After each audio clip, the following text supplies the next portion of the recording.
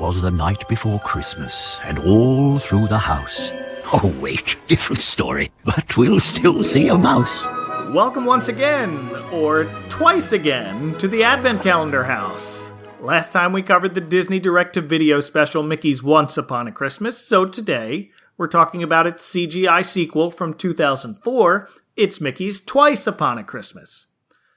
I'm oblivious North Pole workshop supervisor who can't tell the difference between an elf and a duck, Mike Westfall. And visiting once again from the archive, it's Drew Crowley and John Dedeke. Welcome back, guys.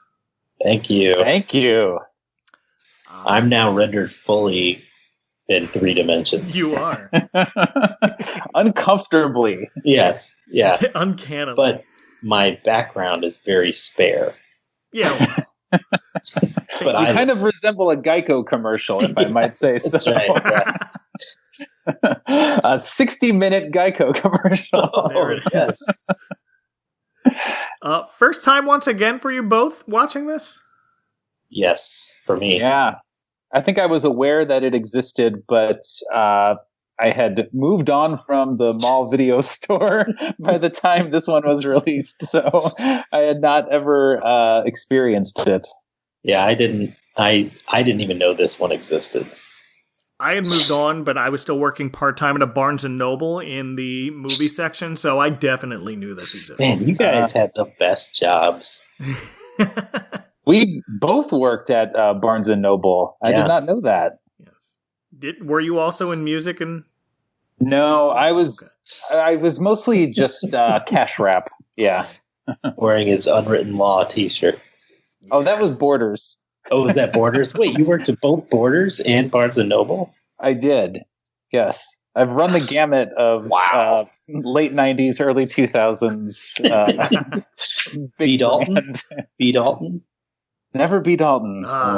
So close. But I frequented a B. Dalton while I worked at the mall. And then I got to ask, Walden Books? That was even closer, so I saw it a lot. So this one was another direct-to-video special with 2 big differences. One, this one was direct-to-DVD, not VHS. Oh, and digital versatile disc. Yes. And everything is now computer animated. So, yeah. One of the first appearances of CGI Mickey Mouse, but not the first. No, not the first. I believe that title goes to Muppet Vision 3D. That's right. Oh, good. I was correct. And do you know...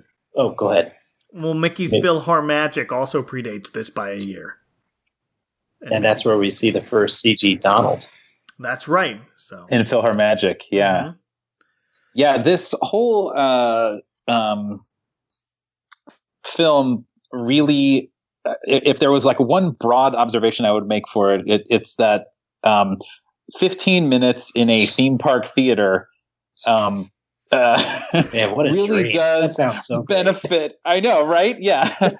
And so if you're able to distill what Mickey's Twice Upon a Christmas presents to you down into a 15-minute theme park theater experience, it's glorious.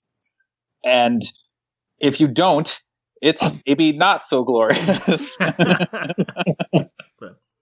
It's pretty good animation for 2004. Oh yeah. I will say, like, I when I was watching it, I assumed it had been made later than it had, and was kind of being critical of the animation. But I was surprised to find that this is, relatively early for. This is like mid-budget, animation, because it's not being released in theaters, but it is it's not a TV show either. So it's somewhere in the middle, I would say, budget-wise, for that kind of animation. I don't know what I'm talking about at all, but I'm assuming. It looks very like clean and smooth, right. well done. The quality's there, but it is really, it's unsettling to watch, or it was for me. Like, just it seems like there's a weird pace a slowed pace to everybody's movements as they're trying to render them perfectly or something. I think, and it's in that awkward phase of CG animation where you're sort of the principles of 2D animation are not really being applied to 3D animation. So like characters don't have the weight that they should, or the elasticity, things are being, in some ways too realistic, and you're not being adventurous or playful with, form or with movement or anything like that. And so they do eventually get there, but this is that weird moment in animation history where they're learning the tool more than they're like learning the craft, if that makes sense. Mm-hmm. It does. And to that point, even this model used for Mickey and Minnie here is one I've never seen before this or after this. It's bad.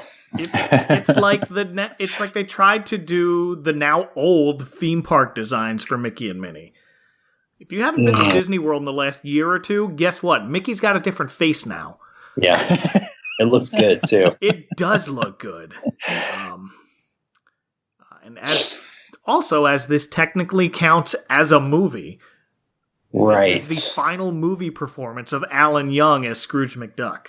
Really? Yes. Is it his? Is it not his final? Total. He had been in like other shorts and a few video games, including DuckTales Remastered, and I think one of the Kingdom Hearts. But for feature-length stuff, this is the last we hear of the late Alan Young as anything. It's also the last of what's his name? He's doing Mickey, isn't it? Wayne Allwine?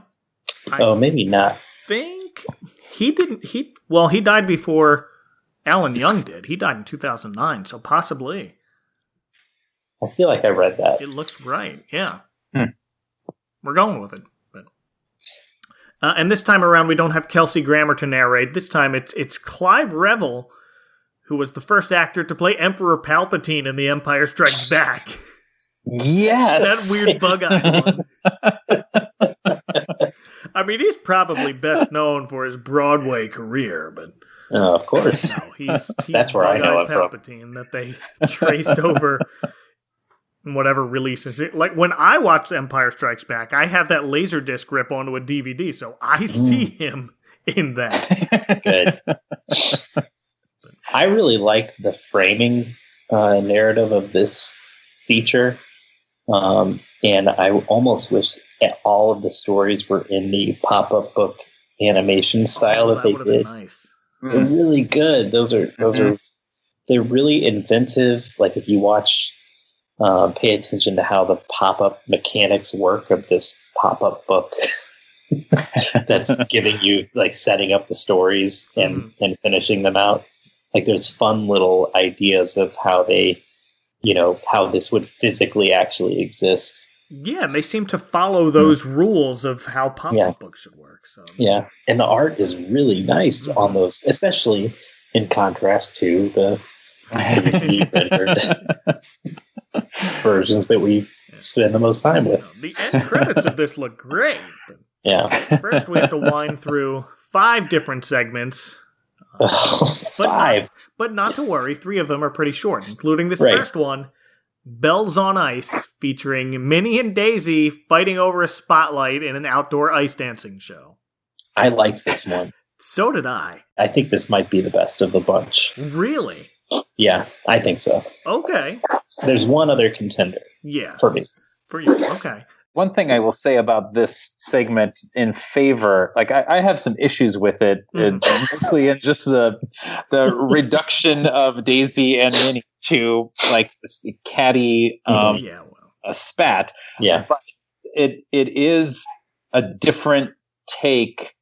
It introduces themes that we haven't really seen before in either the previous Mickey's Once Upon a Christmas or many other holiday Christmas specials. Like this is a sort of a novel concept that they're presenting here. Even though it feels maybe a little bit more just wintry and not exactly Christmassy. Yeah, well. Yeah. At least kind of original. Yeah. I think I like that Minnie has some edge in this one. Yes. Right? Minnie rarely, I think, she goes beyond just sort of her cutesy, at least back then, didn't go beyond that character. She has her moments, but you don't see them very often. Right. And so it's nice that she had some competitiveness here, and we kind of see the rough edges of Minnie. How could you do this? How could you do this to me, metalhead? Hippo, gator, skater, prima donna, goody goody, dirty rat, let me at her. You're just jealous. But they can fight all they want. The real stars of this show for me are the dancing hippos and crocodiles from Fantasia. Yeah, absolutely. The Dance of the Hours. Yeah, and they do. I think of the 5 stories in this anthology, this one, in my opinion, is animated the best.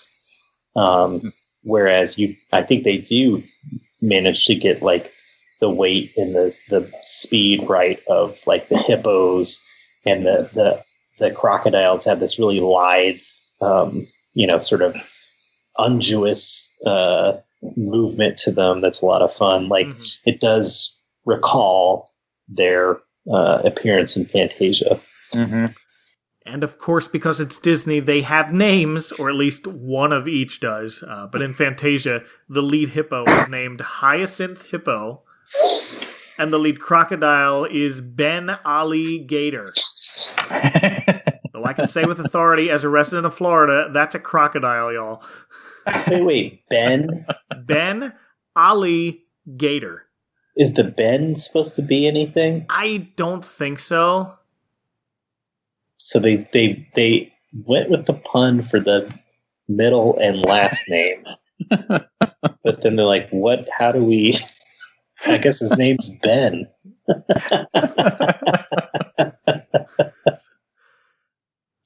So Daisy enlists the assistance of the hippos, followed by Minnie summoning the crocs as each tries to outskate the other and do crazier stunts. With Minnie finally donning a blindfold and launching herself Fonzie style over a long row of hippos hoisted up by the crocodiles. Jump the hippo. I think she does a double jump in midair, which I've only seen in video. She does. But while she clears the row of croc-hoisted hippos, she lands on a stray handbell that fell on the ice and wipes out. Well, Daisy helps up Minnie, and they apologize to each other before uniting for a grand finale, complete with them somehow writing the words "Peace on Earth" with wave ribbons. Amazing talent. That's the best part. I mean, I've spent way too much time trying to work out the physics of cartoon characters writing full phrases in wave ribbon. But thankfully, both appear to have the same handwriting, so it worked out. I enjoy that Donald and Mickey are appropriately distressed by this fight because they know that whoever loses, whoever's significant other loses, they're going to have a bad time that night. You know what I mean? Know what you mean. Like they are brothers in arms, watching this happen, knowing that the other is potentially going to have a really rough time. I mean, Donald's already had a rough time getting there. Starts off in a bad spot, really. Yeah. Which John, this speaks to what you were saying. I don't like this characterization of Daisy being sort of this pushy, unnecessarily mean girlfriend to Donald. Yeah, we've seen that before in other places, but I'm not a fan. Rare. Yeah, I don't know. Well, next we have one of the longer segments starring Huey, Dewey, and Louie. It's called Christmas Impossible. Yeah. And we find Donald's nephews joining him and Daisy for Christmas Eve at Uncle Scrooge's mansion to start. Yeah. It looks nothing like the DuckTales mansion. Yes. Right? We're not... I do wish that Disney had, I don't know, a DuckTales, a Duckiverse Bible, if you will. And it's like, if you're going to draw Scrooge McDuck's mansion, it looks like this. And I'm not saying it has to be the one from DuckTales, but at least it's always the same one. Right. Be consistent. Yeah. Yeah, I guess to harken back to a previous discussion that we had related to a computer-generated activity that includes some mansion-like spaces. This totally reminds me of the mansion from Myst, the video game that at one time was going to form the basis of an experience for Discovery Island at Disney World. Oh, you're right. Wow. It's like, well, we have this is where those designs went. Yes. We have this Myst artwork. What are we going to do it? Put Uncle Scrooge in it. Put a dollar sign on it. That's his holiday mansion. Maybe that's it. But it's still in Duckburg. Once again, another holiday domicile for these ducks. Yes. They're loaded. It's good to be related to Uncle Scrooge. Yes, it is. It is very good. But the nephews immediately get in trouble by taking all of Uncle Scrooge's Christmas cookies. He's not too mad about it, but Donald is. And Scrooge sits him down and tells him they don't want to end up getting taken off of Santa Claus's nice list, something even he has never been able to buy himself back onto. This is a big hole in his heart.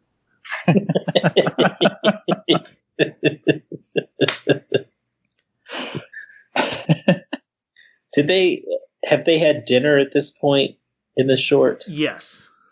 So we mentioned on the last episode I mentioned on the last episode, the boys are kind of rude during dinner, and Donald gets mad, and Daisy's like, cut the boys some slack. They just love my cooking. Mm-hmm.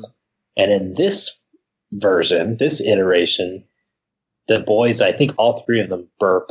Yeah. And Daisy says to Donald, what do you have to say about that? Or something like that. She's not pleased. And Donald burps in response to her. More loudly. Donald, say something. Well, I don't think Daisy's cooking in this one. I think Uncle Scrooge is hosting Christmas Eve dinner. So she's only good with the bad behavior if it's her dinner. Yes. Okay. Yeah, she takes it as a compliment. It's like, gotcha. Well, they enjoyed my cooking. Right. Yeah. Okay, I can go with that.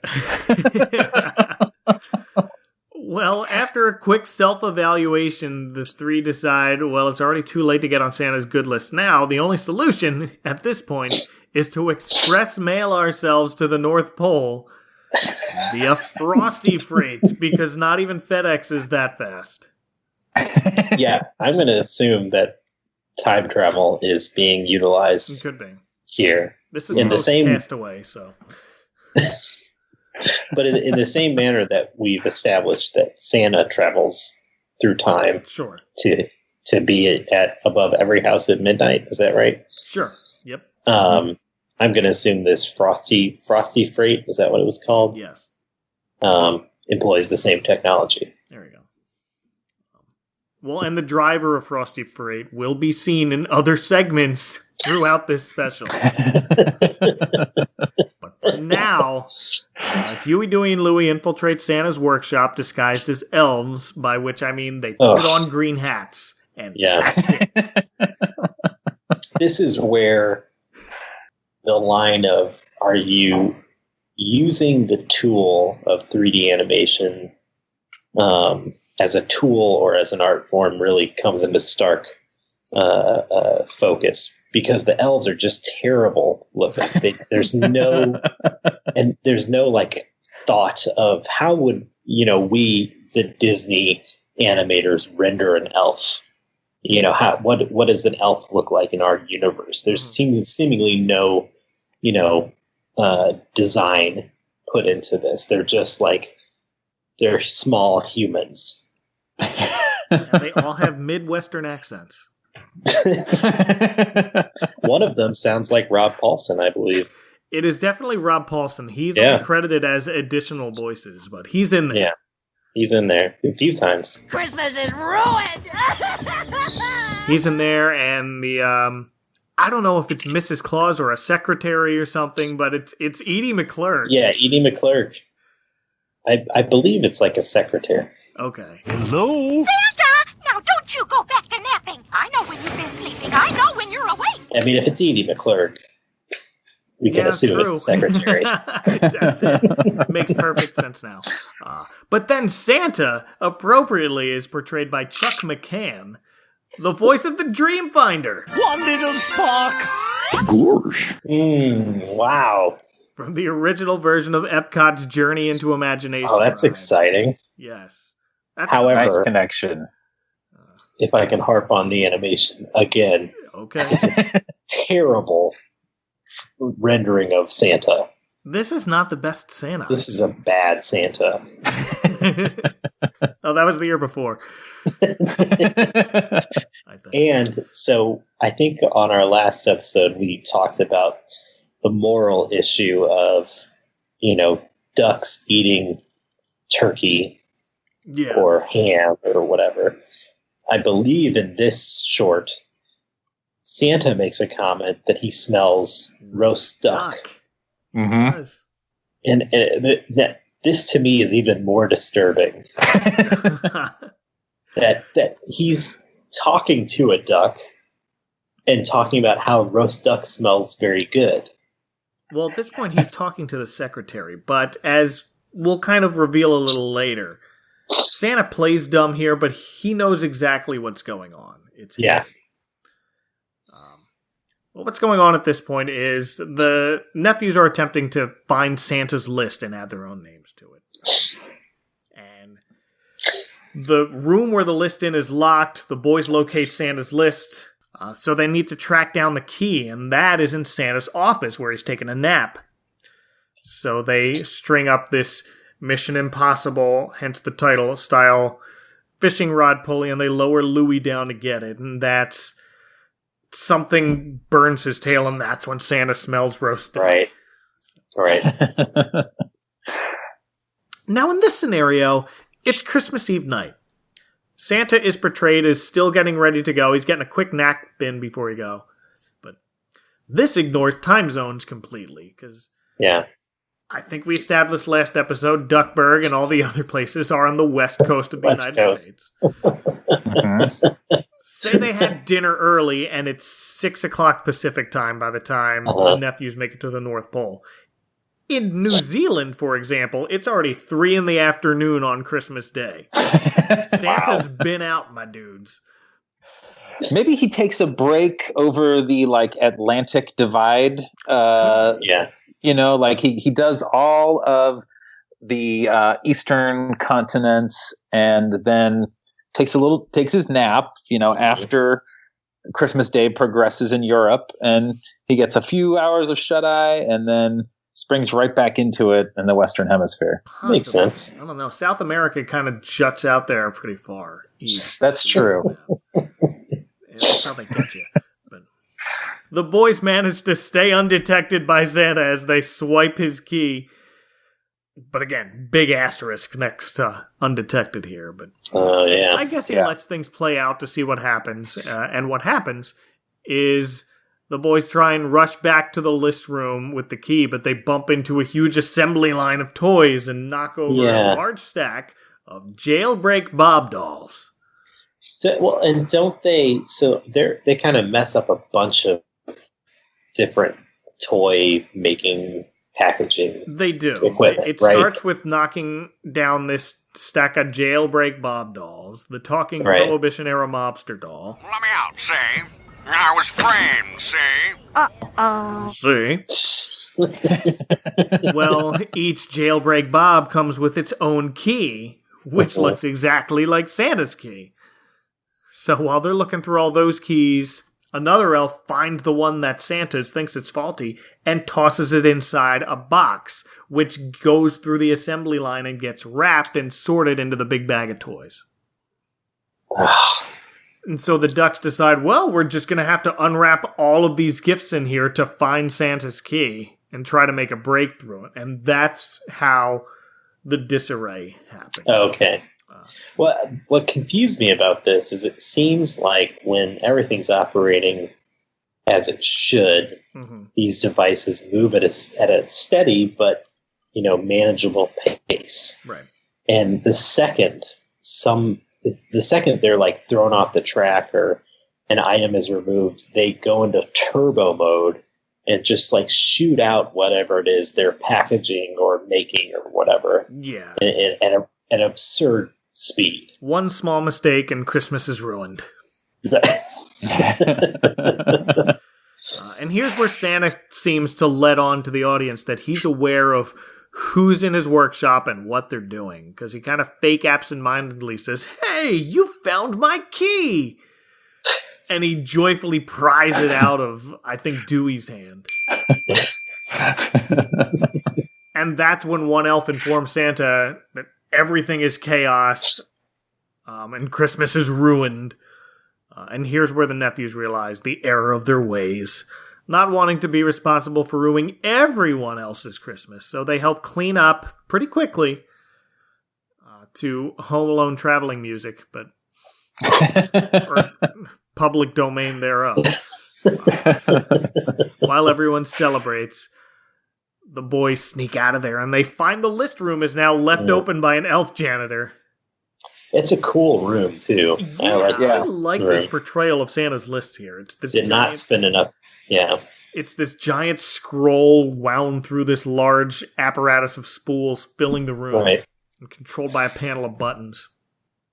And they find the button for Duckburg, and that part of the list kind of scrolls to a stop on this flat writing surface area for editing purposes. And they start to write their names and then pause and come up with what they deem as a better idea, which we later find out is they wrote down Uncle Scrooge's name. So they still were bad. They were.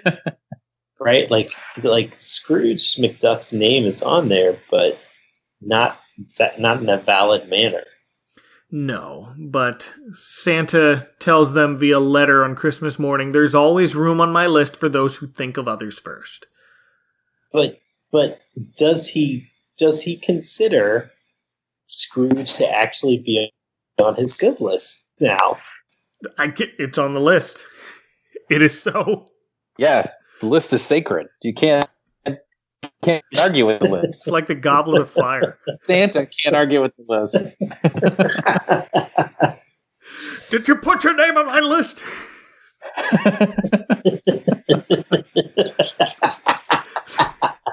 Didn't think I was going there, but here we are. The boys mail themselves back in time for Christmas morning, and Uncle Scrooge is delighted to find himself with a gift he's wanted ever since he was a wee lad, bagpipes. Aw. It's hard to believe he couldn't just buy himself some bagpipes. Yeah. I guess it's something he wanted to be gifted. When he says, bless me bagpipes, that's what he means. Bless me with some bagpipes. Oh, yeah. Bless me some bagpipes, please. Right. If you would. Please. But Santa just was buy nice. some yourself. Yeah. Santa was nice, too. Give the nephew some earplugs as kind of a postscript to his letter.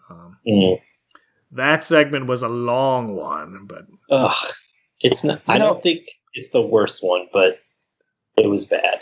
It's a struggle, but I think the hardest part of this for me is that if this were a standalone feature or an anthology that just happened to coincide with Christmas and include these characters, I would be okay with the portrayal of Huey, Dewey, and Louie in this short. But we've just seen them learn a lesson. That's right. In the last one.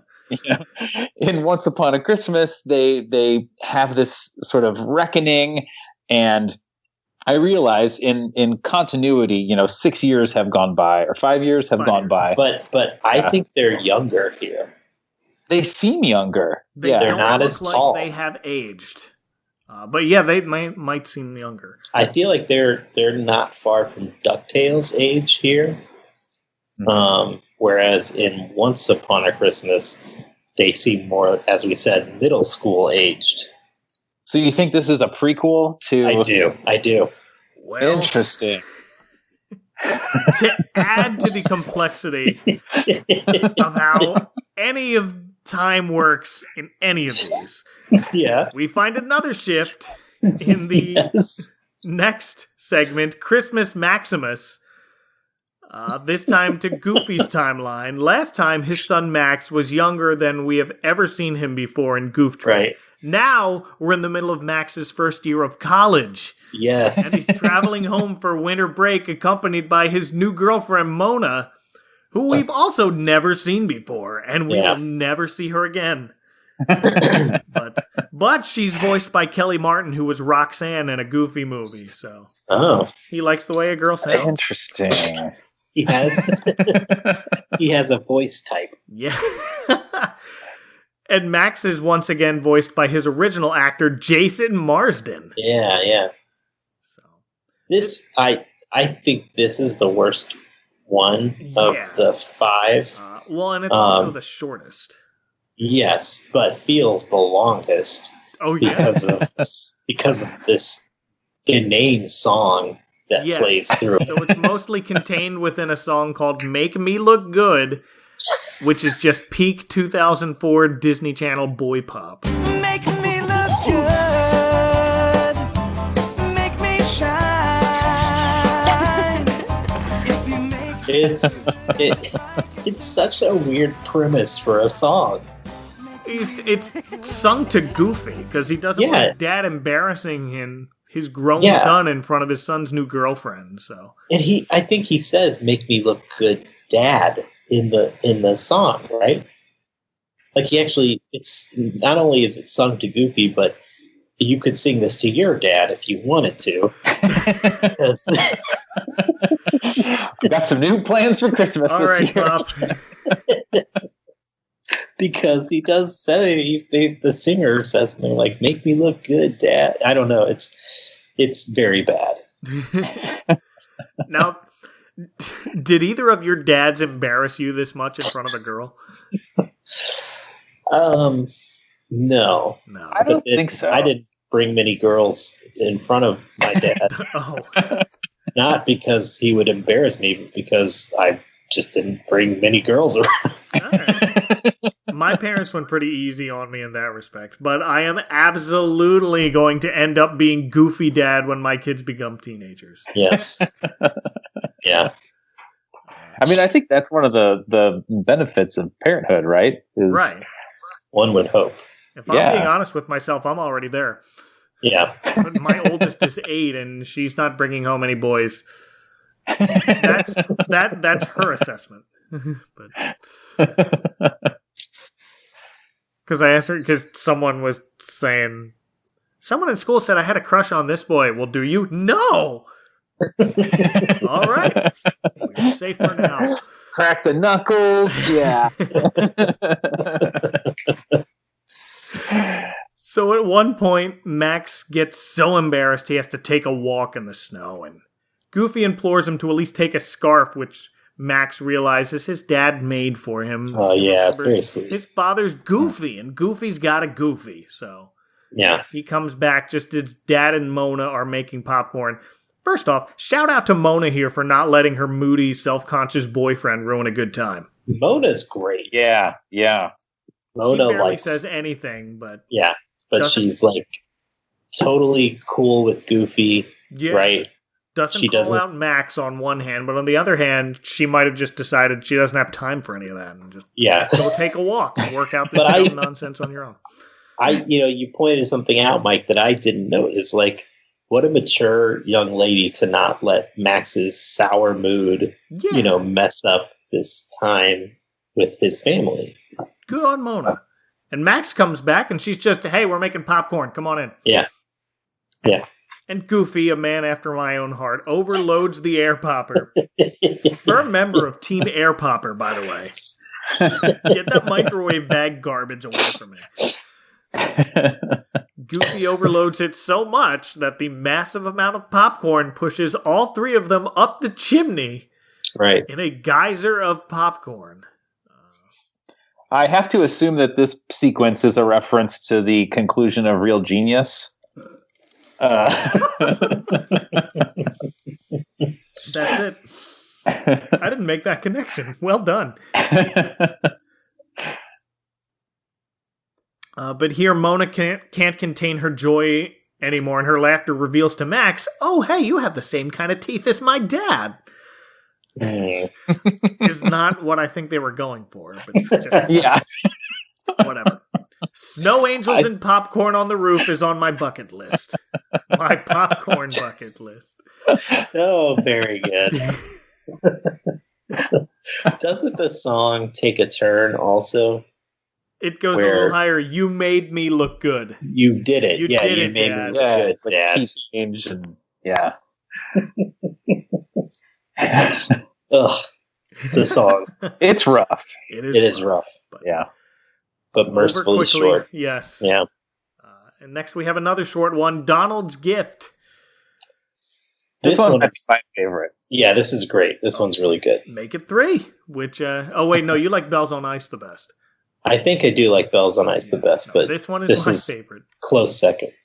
It follows Donald on his quest to find a quiet place to drink a cup of hot chocolate, all while trying to avoid the earworm that is We Wish You a Merry Christmas, following him and burrowing itself into his ducky skull, driving him to insanity as he hears it everywhere throughout the mall. But I mean, I feel like we can all relate to this. Yeah. yeah, not that I've been least- going to the mall lately, but as people begin prepping for Christmas earlier and earlier, that earworm starts to work its way in earlier and earlier. But at least they're not finishing it with Jingle Bells. No, no It's they're a not. weird medley. No. But Daisy here again has that same attitude. Well, this is my favorite part. As soon as Donald gets home and sits down and tries to relax, Daisy and the nephews burst in, and Daisy tells him, come on, we're going shopping. Yeah. I think this is a better Daisy, though. It is a better Daisy. Yeah. Because she's got to put up with Donald. Because Donald Yeah. stupidly tries to bark back, nope, I'm staying here and drinking this hot chocolate. And then it goes back and forth until Donald decides going, whack, whack, whack, at his girlfriend Oh, is a good man. idea. And that will Yeah. absolutely win an argument. Don't be such a big old grump. Christmas is the time to be with family and friends and the people who love you. Come on. You go. I'll stay. Stop being so selfish. Oh. I'm not going, and that's final. Don't dawdle, Donald. And then we cut immediately to the mall. I love that punchline. Yeah. I realized that in both of the shorts where Daisy features, another character quacks at her. Because in Bells on Ice, Oh, it's Minnie. Minnie kind of does a little like flourish with her crocodiles. Yeah. And then as like a diss on Daisy goes quack, quack, as she skates She around her. initiates that. And then it's Yeah. Daisy who later comes back and goes squeak, squeak. Squeak, squeak. A noise neither Mickey nor Minnie has ever made. But they're nice. In the mall, I need to bring up a character we mentioned previously, driving the Frosty Freight. And he winds his way through most of this special, but he's makes himself known here. It's the unnamed Grumpy Dog, who here spills his hot chocolate on himself twice. Yeah. Both times because Louie bumps into him. And it's Louie both times, but I'm sorry. It's that hot chocolate. Very hot! and on Max's train home, he's there too, and Max spills a drink on him while the Oh, train does he? Yes. Oh, this guy's man. And then he shows up later in the Mickey segment, but Grumpy Dog's the Stan Lee of the Mickey Mouse universe. Miss you, Stan. Well, Donald finally gets his hot chocolate, but at this point he hears We Wish You a Merry Christmas in every noise at the mall.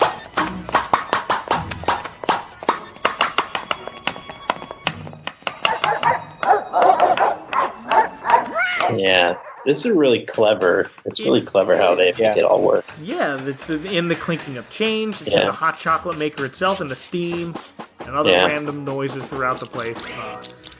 And he just can't take it anymore, and he finally finds a quiet, dark place to hide and drink in peace. But no, it's a large, black-lit display that accidentally turns on. And it plays We Wish You a Merry Christmas. Yes. Mere moments before its unveiling to the mall crowd.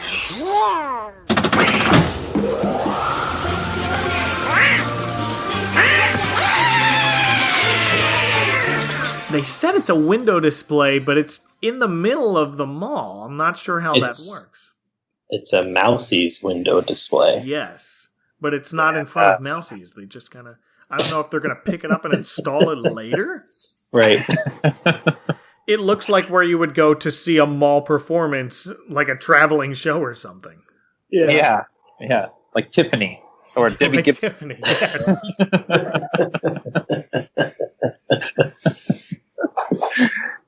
But by the time of the big reveal, Donald has thoroughly destroyed all the moving pieces of it, including strangling and throttling an animatronic Santa in front of a shocked crowd. I'll show you!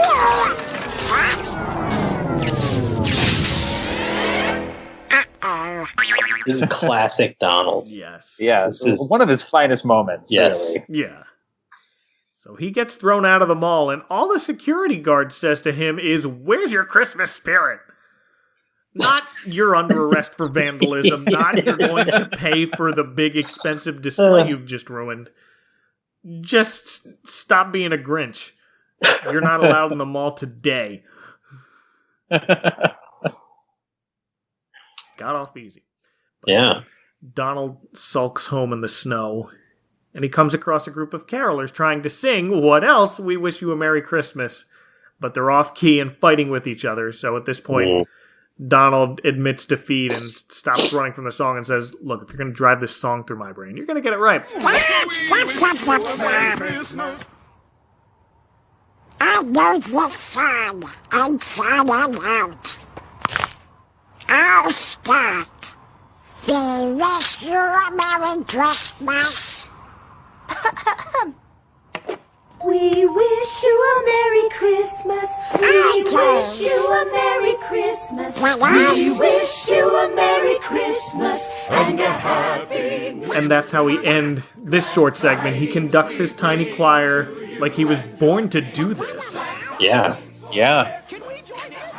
Well, I think it's kind of like I don't have any siblings, but I hear this sentiment a lot where, you can like, I can pick on my sibling, but you can't pick on my sibling. Right. So it's almost like accurate. he this song is his nemesis. Yeah. But he's not going to let anybody else defeat this song. He's going to be the one to defeat it. Oh, yeah. Not today.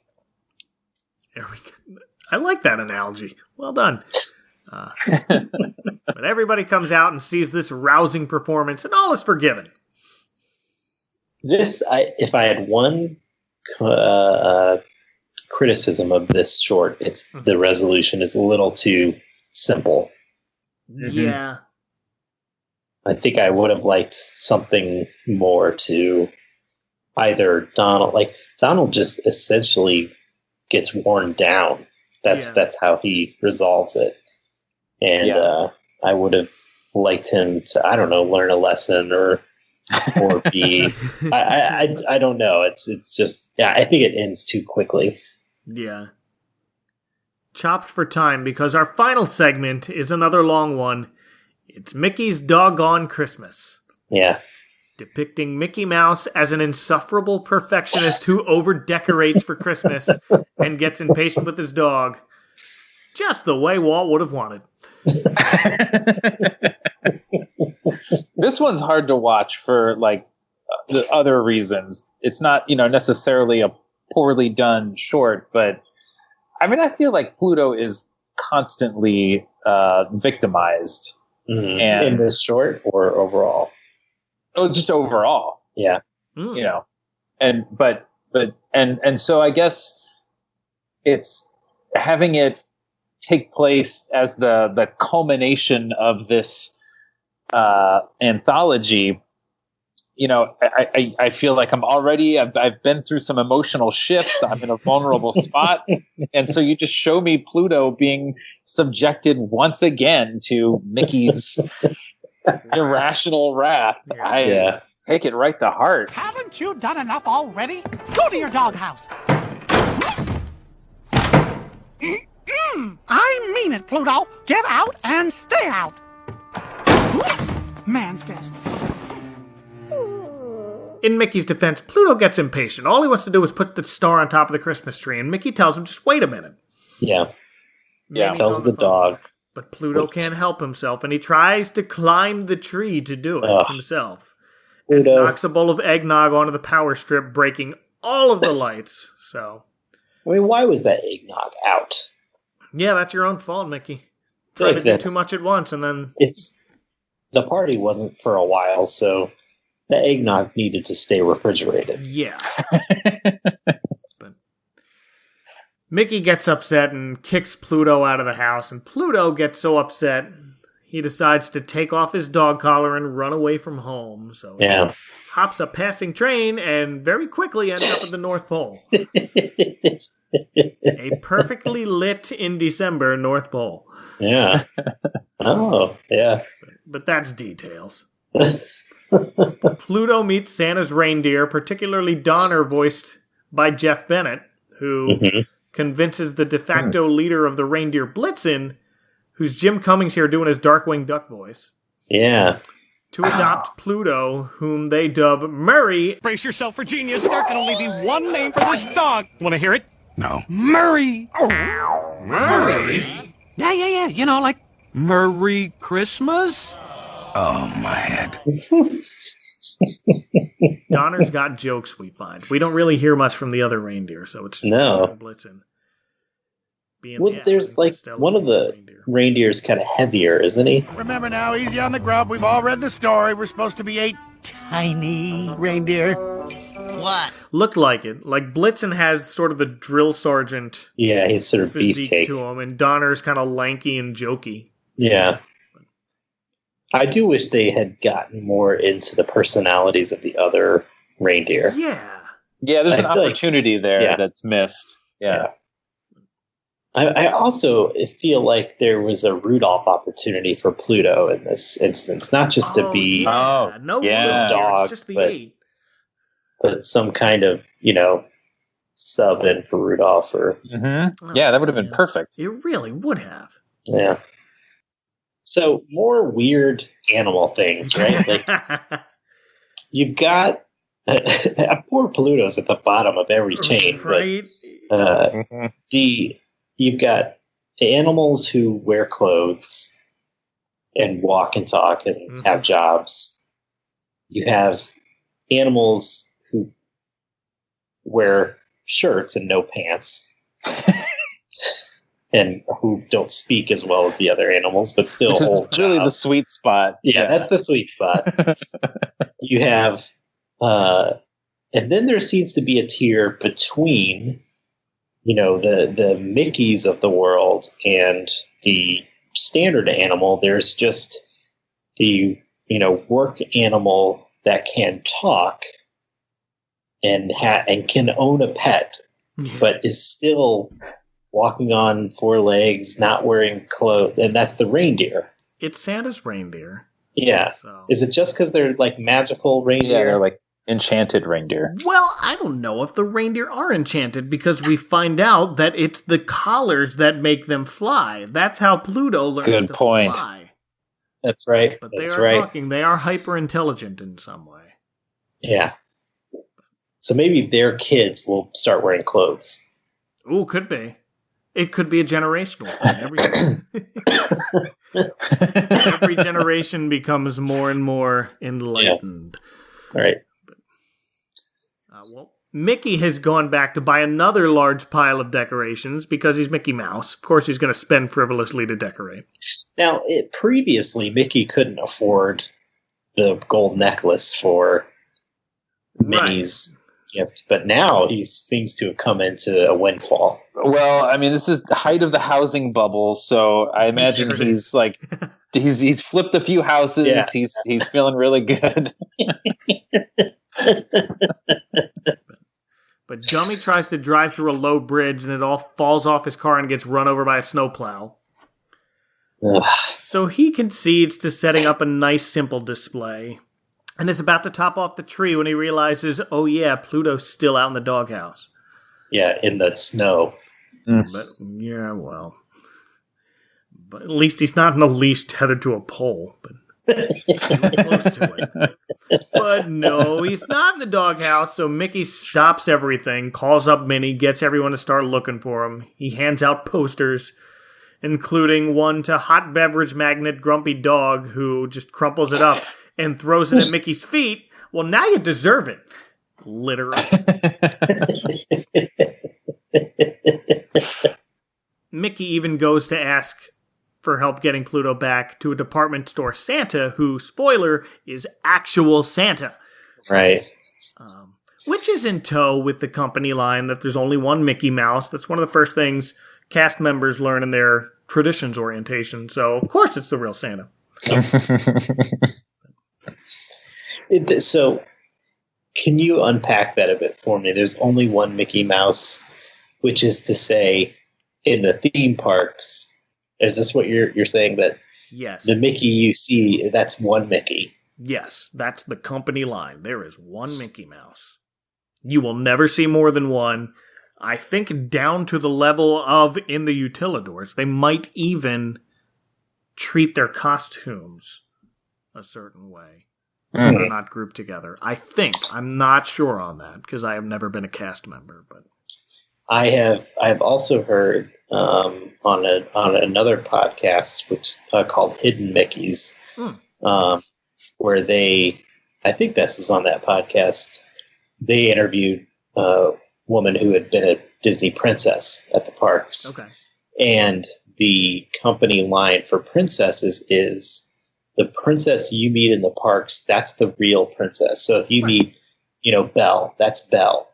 Yeah. And Belle in the movie Beauty and the Beast, that's an actress playing Belle. Oh, I didn't know that part.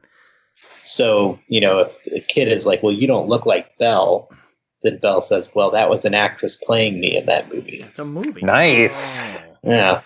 That makes so much sense now when you have the actual actresses come out in events. Like you'll have Paige O'Hara come to Disney World and have her picture taken with Belle. Okay. The real Belle. Yes.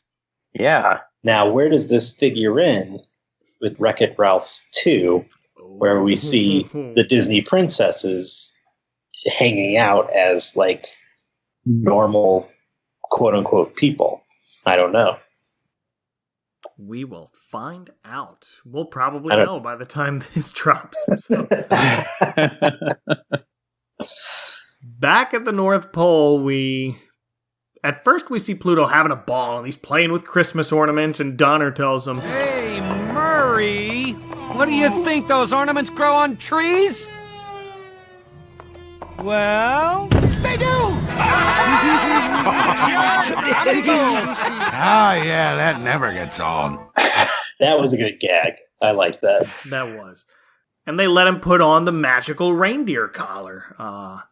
No special reindeer food or whatever makes him fly.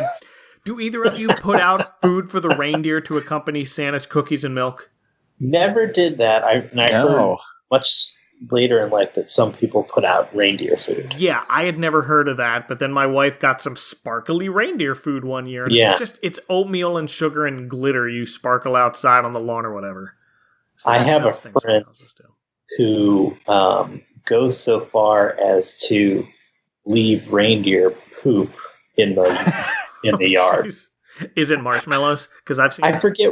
I know. I mean, Oh wait, no! The marshmallows are ghost poop for Halloween. Excuse me. That's a thing. Amazing. That's fantastic. Oh man, I don't know what he makes the poop out of. Oh, dear. But I mean, that's to me next level. Yeah.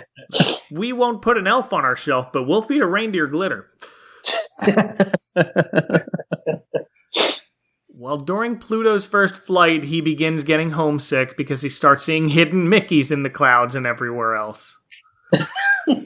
Same Pluto. It's an affliction, and it's incurable once caught. Well, in walks Santa into the reindeer's pen, into their stable, with a store photo of him and Mickey, and tells Pluto he's out looking for him because he misses him. And he and the reindeer offer to drop Pluto off at home on Santa's sleigh, so he gets to ride with the pack. And here's where we could have used that Rudolph gag, but nothing. This is another one that's resolved just very quickly. Pluto and Mickey are reunited before they're scooped up by an out-of-control snowplow, which is driven by Goofy, because Uncle Scrooge bought it to help search for Pluto, so they bring everybody back together at the end to do the same carol medley that ends awkwardly with We Wish and a Happy New Year into Deck the Halls into Jingle Bells.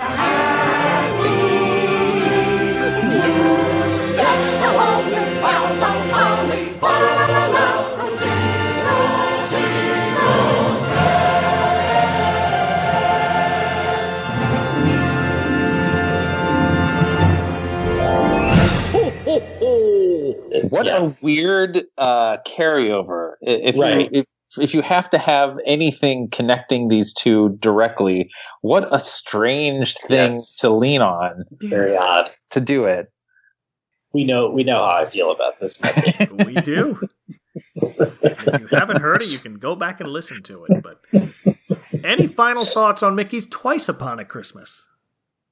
Overall, not as good as Once Upon a Christmas. Agreed. I think they made the classic mistake of going for quantity over quality. Mm-hmm.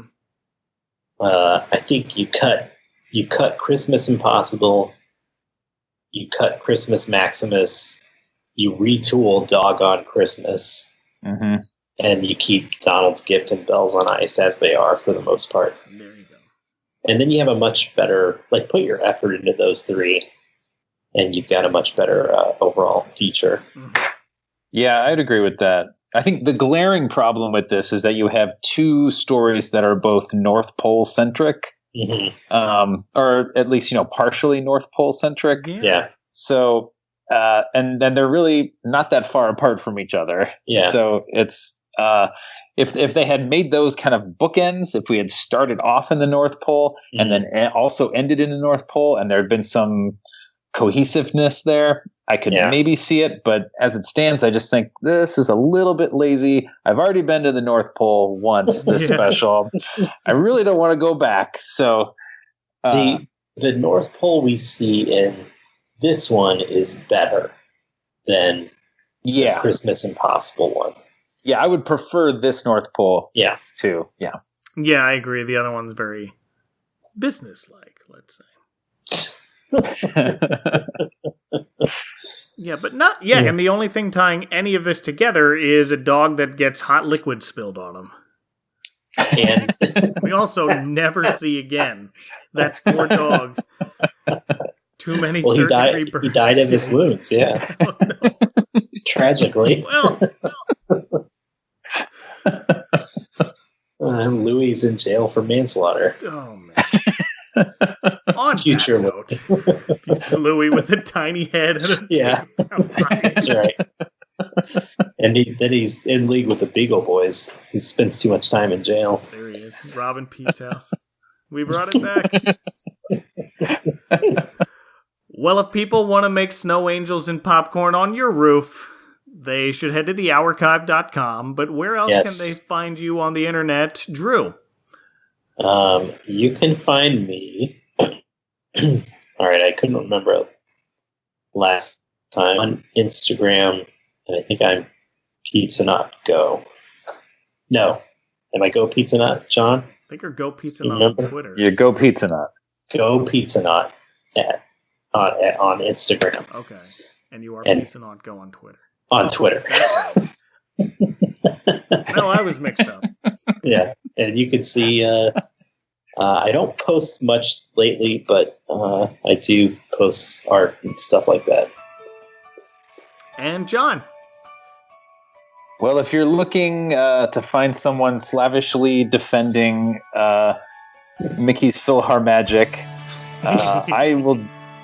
you can go to at John Dedeke on Twitter or at John Dedeke on Instagram. And we are at adventcalendar.house on the web and at adventcalhouse on Twitter. Thank you both for coming back on. Thank you for having us. Thank you for having us. Yeah. This was a great little double episode to have you both on. And with that, for Drew Crowley and John Dedeke from inside the world's largest backlit Christmas music box mall display, watch out for that icing. Give and receive, but the only gift I need is to share this day and every day with you. The Advent Calendar House is part of the Christmas Podcast Network. To find more shows like this one, visit ChristmasPodcastNetwork.com. Hi everyone, Dwayne Bailey here from the Tinsel Tunes podcast. Did you know Silent Night is the most recorded holiday song of all time? Over 137,000 times and counting. Come join us each month as I dive into Christmas music and reveal lots of interesting facts like that. Also, learn about your old favourites, as well as getting a heads up for the new music each season. We're on all the podcast networks like iTunes, Stitcher, and Google Podcasts. Check out our website, tinseltunes.com, for all the links as well as our socials. I look forward to seeing you all soon. Next time on the Advent Calendar House. Oh, it's Christmas in the